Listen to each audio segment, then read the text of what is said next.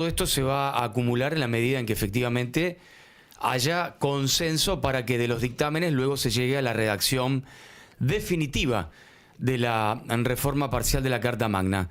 En línea para hablar con la radio, el presidente del Colegio de Abogados, justamente de la ciudad de Rosario, Lucas Galdianos, integrante de la comisión redactora de la reforma de la Constitución. Lucas Amerizo, ¿qué tal? ¿Cómo le va? Buen día para toda la audiencia. Gracias por atendernos. No es nada. Bueno, a ver, hay una suerte de... Me recuerda a lo que ha sido en el 94, ¿no? Núcleo de coincidencias básicas, como se decía en aquel momento en la reforma de la Constitución Nacional, en esta reforma, por la cual ya hay 4, 5, X cantidad de puntos que están consensuados.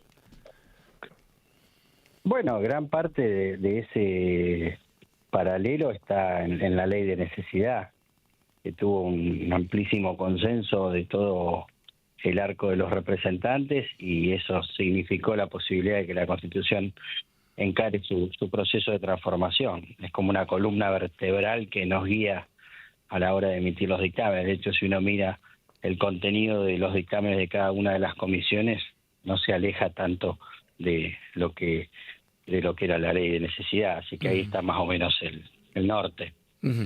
Bueno, y uno podría decir al gran público, digamos, ¿qué esperan de la nueva Constitución? A ver, si usted tiene que explicar en rasgos generales, doctor, qué se espera y qué va a tener la nueva Constitución hasta ahora.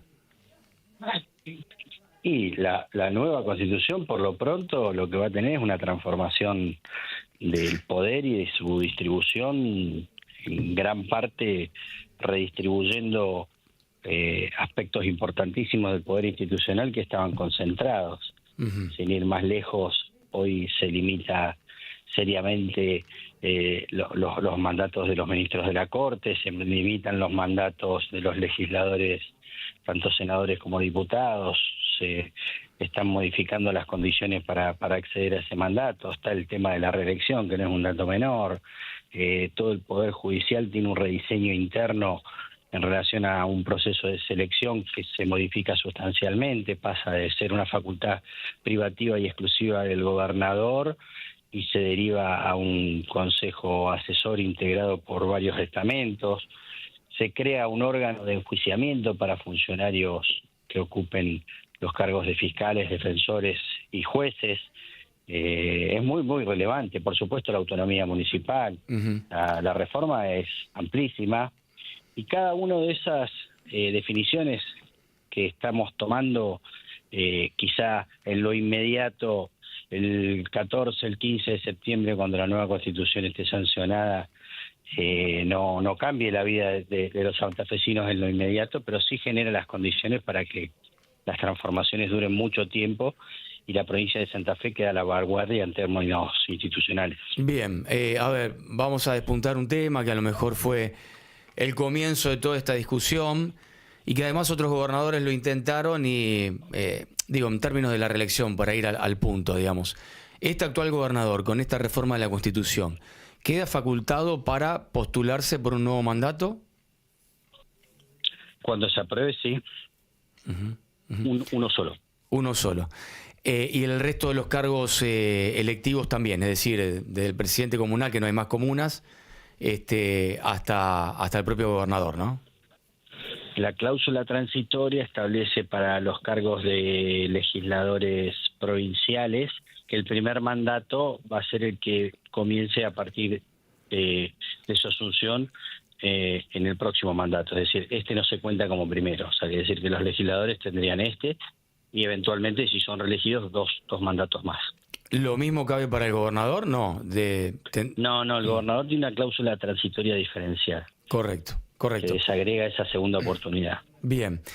Hubo mucho ruido de fondo en algún momento con la Asociación de Fiscales, hubo un planteamiento de la Fiscal General respecto de cómo queda articulado el sistema sancionatorio de elección de fiscales y además el periodo de vigencia de las funciones de los fiscales en relación a que van en paralelo a cargos ejecutivos. ¿Esto se corrigió o quedó como estaba? Primero, déjame decirte que cada uno de los protagonistas del servicio han sufrido transformaciones. Nadie, ni siquiera yo mismo, ni ninguno de los que entraron a la reforma se llevaron todo lo que pensaron que iba a ser su ideal o su proyecto. Justamente lo que tiene una reforma de la Constitución es un punto de encuentro entre proyectos que son distintos. Entonces eso naturalmente conlleva que haya algunos sectores que no tengan todo lo que planteaban.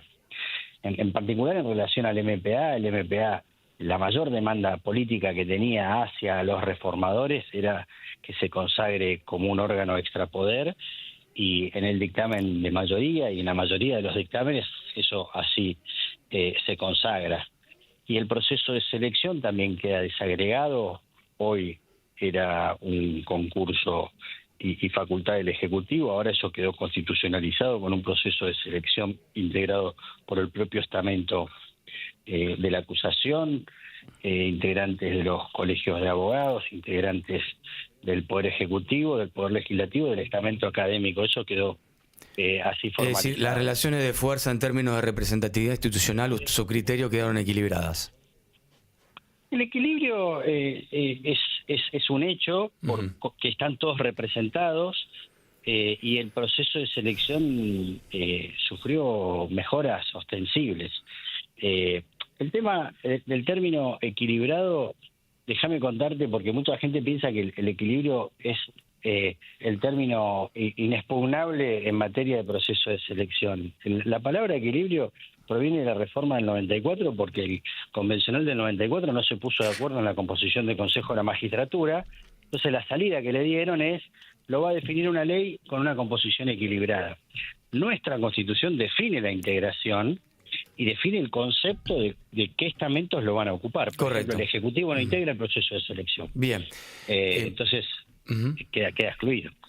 Bueno, hasta aquí. Sí, y para terminar de pulir esto, los mandatos de los fiscales tienen la misma línea de tiempo que los cargos del resto de los poderes, ejecutivo particularmente. No, los fiscales duran hasta que tienen una movilidad, hasta que sean removidos o hasta que cumplan 75 años. Bien. Son los fiscales comunes. Las máximas autoridades duran 5 años. 5 años, es decir, claro, no tienen el mismo mandato que el Ejecutivo. No tienen el Era mismo. 6, 5 o 4 que lo designa el Ejecutivo, pero en este caso lo que quedan con 5 años. Bien, profundizamos sobre este aspecto porque del plazo del Ejecutivo, para que quede claro. ¿Perdón? Que no coinciden con los plazos de duración del Poder Ejecutivo. Bueno, de esta manera vemos cómo se ha resuelto esto en términos de que al principio había una serie de elementos que se habían planteado. Doctor, ha sido muy amable. Se termina de redactar y se consagra ¿cuándo? ¿Cuándo son los tiempos de vigencia de la nueva Constitución? Bueno, estamos trabajando incansablemente. Las reuniones van a ser permanentes. La comisión redactora actualmente está sesionando, acaba de empezar hace 5 minutos. Si todo sale bien, hoy estaríamos dictaminando el bloque de Poder Ejecutivo y Legislativo, y mañana iríamos a sesión para que eso se apruebe. Esta semana probablemente la agenda de trabajo es avanzar con la parte de funcionamiento del Estado, es decir, identificar las sesiones con los contenidos de cada una de las comisiones, y si todo el trabajo sale bien, todos los bloques estarían aprobados a fines de la semana que viene, para ya dejar la última semana para la aprobación final y la reunión final del Pleno. Estimamos que miércoles o jueves 10, jueves 11, estaría el texto definitivo. Le agradecemos el contacto, ha sido muy gentil. Muchas gracias, que tenga muy buena mañana. 10 de la mañana, 17 minutos, el presidente de la comisión del Colegio de Abogados, integrante de la comisión redactora, Lucas Galdiano, sobre los aspectos fundamentales de esta reforma, que ha sido parcial. Recuerden ustedes que se habilitó una ley que luego fue aprobada para modificar una parte de la Constitución que en menos de un mes estará en vigencia. Pausa, ya volvemos. La actualidad en vivo, en la radio y en YouTube. Esto es Todos en la 8. Hasta el martes en Coto tenés 40% de descuento exclusivo de nuestra comunidad en vinos finos, espumantes y champañas. 35% de descuento en marcas seleccionadas de cervezas. 3x2 en leches largavidas seleccionadas y todas las golosinas. También conseguilos en Coto Digital. Coto. El consumo excesivo de alcohol es perjudicial para la salud. Beber con moderación. Prohibida su venta a menores de 18 años. Para más información y condiciones o limitaciones aplicables, consulten coto.com.ar/legales. ¿Por qué decimos en Full que lo primero es el café? Porque la mañana empieza con un buen café o no empieza. Porque una reunión siempre es mejor con café de por medio. Porque no hay mejor manera de encarar un viaje que con el café que más eligen los argentinos. Porque alrededor de un café arrancan las mejores cosas. Full, lo primero es el café. El Ladrillero, tu aliado en construcción.